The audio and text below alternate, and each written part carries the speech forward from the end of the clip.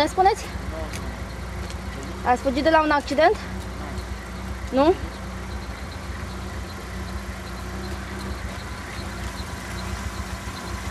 Dar de ce aveți parbrizul spart?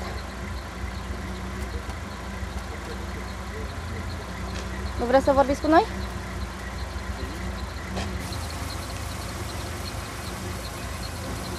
Mașina abandonată pe câmp, pe câmp.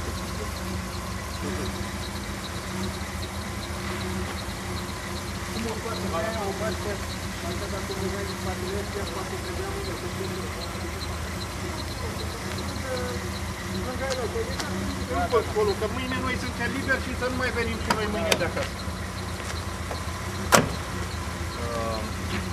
După ce o bagă, l-am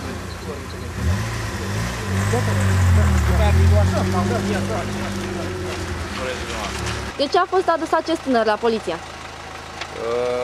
Acest tânăr a fost adus la sediul Poliției Rutiere Dolj pentru faptul că în seara de 16 spre 17 aprilie, în jurul orelor 3 și 20 de minute, în timp ce conducea un autoturism marca Opel pe raza localității Goiești, a produs un accident de circulație, în urma căruia a rezultat rănirea ușoară a unui minor, după care conducătorul auto a părăsit locul accidentului.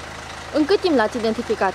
La scurt timp după producerea accidentului, conducătorul auto vinovat a fost depistat pe raza localității Melinești și a dus la sediul poliției pentru continuarea cercetărilor. Unde se află autoturismul?